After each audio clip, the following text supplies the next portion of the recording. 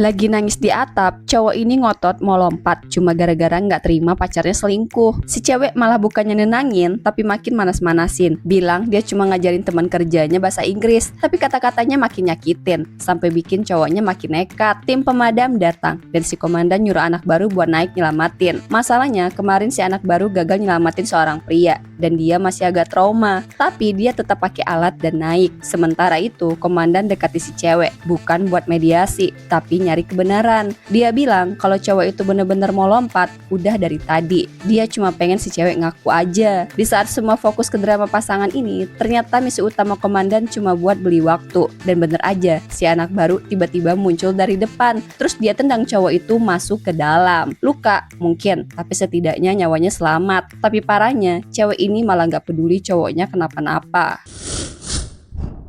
Dua kepala nongol dari laci, satu nyodorin sikat gigi dari mulut, yang satunya langsung keluarin pasta gigi. Abis itu gantian, satu keluarin roti, satunya lagi keluarin krim. Kerjasamanya tuh kayak udah nyatu dari lahir. Semua hal bisa mereka saling lengkapi. Bikin sarapan aja kompaknya bukan main. Soalnya mereka ngerti isi kepala satu sama lain. Tapi hubungan sarapan itu pun ada masanya renggang. Mulai muncul beda pendapat. Satu ngeluarin roti, yang lain malah ngeluarin pasta gigi buat ditaruh di atasnya. Gak nyambung. Yang satu ngeluarin sikat, yang lain malah hancurin pakai rautan. Lama-lama makin kacau. Yang satu bawa sepatu, yang satu malah ngolesin krim di atasnya. Terus satu keluarin pensil, satunya ngeluarin pita. Ya meskipun jadi pita cantik, tapi nggak bisa ngikat hati mereka lagi. Saling nyerang, saling nyakitin. Dua orang yang dulunya sehati jadi penuh luka, dan akhirnya sama-sama hancur, berubah jadi lelehan lumpur.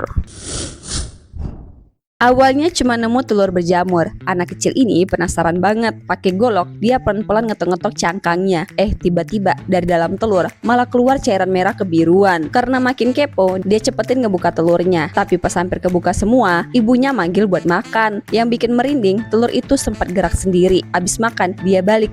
Telurnya malah hilang. Cuma sisa cangkang hancur di lantai. Waktu dia cek gudang, ada seekor dinosaurus kecil kabur keluar. Saking gemesnya, dia mau megang. Tapi ingat, kalau dinosaurus mungkin lapar, dia langsung kasih biskuit. Dan setelah kenyang, si dino malah nempel kayak anak ke bapaknya. Besoknya gudang berantakan parah. Dinosaurusnya lagi gigitin sepatu. Dia kira kelaparan lagi, jadi buru-buru kasih seember nasi sisa. Dinonya lahap banget, cuma butuh beberapa menit langsung habis. Lanjut dia tuang air.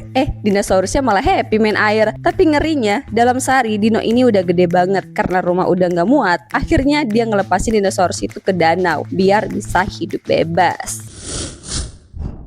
Ada seorang pria super gemuk dan udah 5 tahun gak bisa turun dari ranjang. Saking beratnya, tubuhnya kena banyak penyakit parah. Waktu dia telepon minta bantuan, ambulans gak bisa angkut dia. Akhirnya pakai mobil pemadam buat bawa dia bareng tempat tidurnya sekalian. Meski badannya segede gitu, dia punya pacar cantik yang setia nemenin. Katanya selama si cowok masih hidup, dia bakal mau punya anak dari dia. Pas dokter mau ambil darah, malah gak nemu pembuluh darah karena lemaknya terlalu tebal. Akhirnya dicek pakai X-ray. Tapi waktu dokter buka lipatan perutnya, langsung kecium bau busuk dari luka yang udah busuk parah. Sampai dokter mau muntah. Luka itu dibersihin dulu sebelum dia dibawa ke ruang rawat. Nah, pas mau pindah ruangan, badannya malah nyangkut di pintu. Dia pede bisa jalan sendiri, tapi baru beberapa menit berdiri, kakinya langsung patah kena tekanan berat badannya sendiri. Akhirnya dibantu dokter buat rebahan lagi. Setelah diperiksa, ternyata ada tumor besar di perutnya yang udah nyebar ke organ tubuh lainnya. Kalau nggak segera dioperasi, dia bisa langsung meninggal. Tumor ini juga nyebabin diabetes dan sakit jantung. Dokter sendiri nggak yakin bisa nyelamatin dia, tapi kalau nggak dioperasi, malam itu juga dia bisa meninggal. Si pria bilang pacarnya udah hamil, jadi kalau dia mati, anaknya bakal lahir tanpa ayah, dan pacarnya mungkin bakal ninggalin dia. Demi nyelamatin nyawanya, dokter sampai bikin ruang operasi khusus yang gede banget buat operasi pengangkatan tumor. Beberapa jam operasi terus-terusan, akhirnya si pria pun berhasil selamat.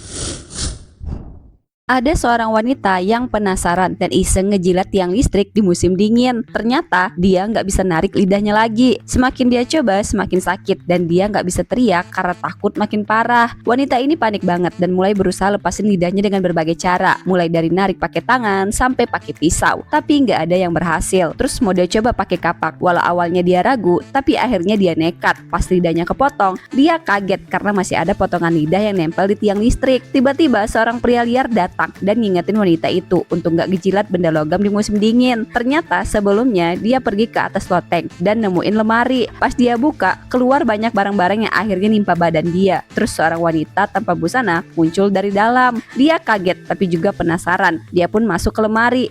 Dia malah ngedapetin dirinya berada di tengah hutan yang misterius. Dan di sana ada tiang listrik yang bikin dia tertarik. Dia pegang tiang itu, terus terjadilah lidah lengket yang di awal tadi.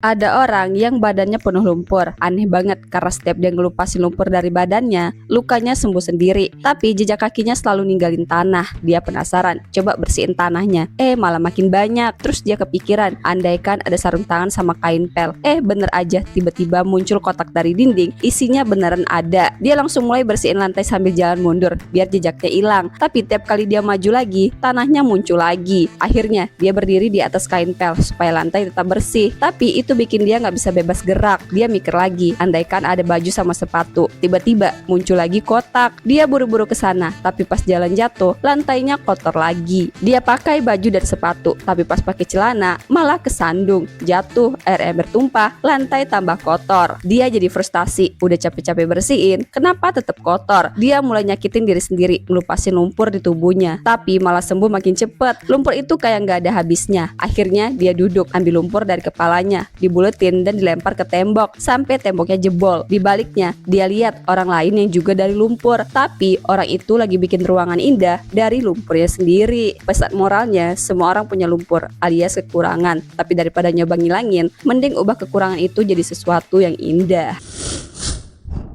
Begitu buka pintu kantor, cowok ini langsung ditarik rambutnya sama makhluk kecil yang mirip bosnya di kepalanya. Serem, tapi kocak juga. Jadi, ada cowok yang di atas kepalanya nongkrongin makhluk kecil yang mirip bosnya. Makhluk ini ngontrol dia buat nurut sama bos. Pas si cowok mau nolak, si kecil langsung angkat tangan, mau nampar. Ya udah deh, si cowok nurut. Bosnya janji bakal naikin jabatan dia jadi manajer kalau kerjanya bagus. Si cowok senang, langsung cabut dari ruangan. Tapi pas buka pintu, si kecil narik rambutnya, disuruh ucapin terima kasih ke bos dulu. Ya udah, dia pun terima kasih. Sementara itu, di meja kantor tiba-tiba ada kepala manusia nongol dari pot bunga. Kepala itu ngedukung ide cewek kantoran ini, tapi yang lain gak setuju. Mereka nganggap ide cewek itu salah semua. Akhirnya si pria kepala pot bilang kalau mereka gak setuju sama ide dia, siap-siap besok jadi tanaman juga. Soalnya dia anak bos. Tapi si cewek bilang dia bukan anak bos, dia istrinya. Langsung deh semua berubah pikiran, rame-rame dukung idenya.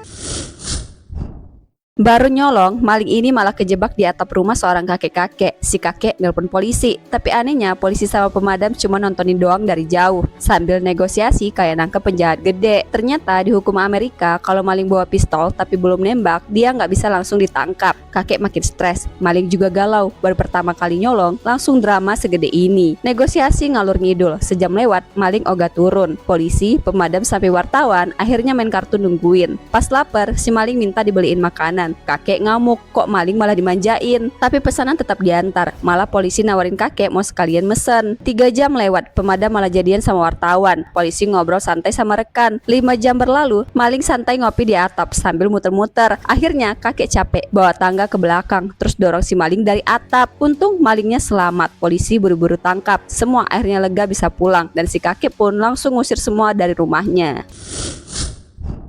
Satu keluarga ini punya motor manusia. Iya, beneran motor, tapi bentuknya manusia. Kalau ada yang nempel di roda terus dikunci, langsung bisa jalan. Hari itu ibunya mau belanja, bapaknya nyuruh anaknya jadi motor. Tapi cowok ini ngambek, katanya kemarin udah jadi motor, sekarang giliran bapaknya dong. Akhirnya si bapak pasrah, dia jongkok ambil posisi, 2 tangan pegang roda depan, kaki ke belakang, dan ya langsung berubah jadi motor. Anaknya naik, pasang helm, masukin kunci.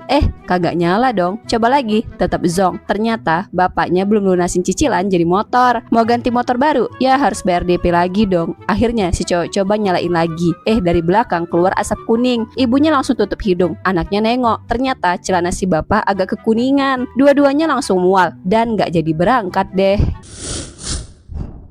Baru juga merem, pintu kamar tiba-tiba kebuka pelan-pelan. Seorang pria masuk sambil bawa pisau. Pelan-pelan dia jalan ke arah tempat tidur, siap nusuk cewek yang lagi tidur nyenyak ini. Tapi bukannya nusuk, dia malah ngaca, ngeliat betapa gantengnya dia. Langsung deh dia selfie. Gak cuma itu, dia nyoba bangunin si cewek. Niatnya sih biar si cewek kaget, tapi ceweknya tidur terus. Gak kaget, gak takut. Bahkan pas dibanguni juga cuma bilang, "You are not." Abis itu tidur lagi. Si pembunuh langsung krisis eksistensi. Dicek lagi pisaunya, katanya bisa bikin orang teriak kalau lihat. Karena gagal, dia lapor ke CS. Kata CS-nya salah cara pakai aja. Balik lagi dong dia ke kamar, nyiram si cewek pakai wine, terus pura-pura udah ngebunuh buat foto biar kelihatan berhasil.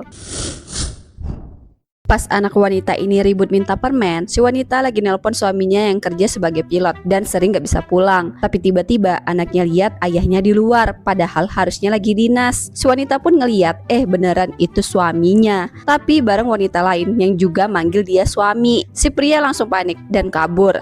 Malah ketabrak mobil. Kakinya patah, harus dibawa ke rumah sakit. Pas ditanya siapa keluarganya, dua wanita ini malah ribut. Si pria ngaku dia punya 2 HP, 2 cincin, dan minta tolong dijelasin sama pemadam. Tapi siapa yang mau bantu? Pas si wanita lihat anak wanita satunya lebih gede dari anaknya, baru sadar dia yang ternyata cuma selingkuhan. Emosi nggak kebendung dan dua-duanya mutusin ninggalin si pria di rumah sakit. Besoknya malah ribut lagi di rumah sakit sampai polisi cewek bilang kalau mereka sama-sama korban, jangan saling nyerang. Pas si pria keluar, ngira mereka udah baikan. Ternyata malah langsung dapat surat cerai dari dua-duanya. Dia cuma bisa bengong. Di supermarket ada bocil yang lagi jalan santai. Tiba-tiba lihat zombie. Dia langsung lari ke ayahnya. Si ayah coba nenangin, tapi belum sempat apa-apa, zombie udah ngejatuhin dia. Untung si bocil sigap, langsung sumbat mulut zombie pakai boneka. Ayahnya selamat deh. Mereka ngumpet, tapi suara mereka bikin kasir datang. Sialnya, zombie udah nyium bau kasir, langsung diterkam. Si bocil nekat ambil gergaji mesin. Ayahnya setuju bantu. Mereka pakai mobil remote buat ngeluarin zombie dari kasir. Tapi pas digergaji, zombinya malah makin ngamuk. Si ayah langsung ambil pelampung, ditutupin ke kepala zombie, terus kabur bareng bocil. Pas mau keluar, kasir yang tadi digigit udah bangkit jadi zombie juga. Ayahnya buru-buru dorong bocil pakai keranjang dan lari, tapi jalan buntu. Dia gendong anaknya, terus dorong keranjang ke zombie sampai zombie nyemplung ke dalam, terus dikunci di tumpukan barang. Belum kelar juga, anaknya hilang. Ternyata dia sembunyi di bawah meja, dipojokin sama zombie lain. Si ayah harus mikir cepat, terus dia lihat slime hijau, langsung dibuka semua, terus dilempar ke muka zombie. Zombinya jadi gak bisa ngeliat dan nabrak-nabrak. Ayah dan anak ini akhirnya bisa kabur dari supermarket deh. Cewek ini cuma punya 1 tangan dan separuh badan doang. Ada cowok lewat nanya kenapa bisa gitu. Dia jawab abis kecelakaan, tapi cuma beli setengah asuransi karena gak punya duit. Jadi ya yang dilindungi cuma setengah badan doang. Pas dia copot kacamatanya, matanya ternyata juga cuma 1. Terus dia manggil pacarnya dari atas. Cowoknya juga cuma punya bagian bawah doang. Ternyata nasibnya sama-sama beli setengah asuransi. Tapi mereka santuy, katanya bisa saling melengkapi. Cowok yang lewat itu kasihan, janji mau bikinin asuransi yang benar. Besoknya dia datang bawa asuransi lengkap. Cewek itu langsung senang banget dan ya badannya utuh lagi sampai bisa megang kaki kirinya yang udah lama hilang.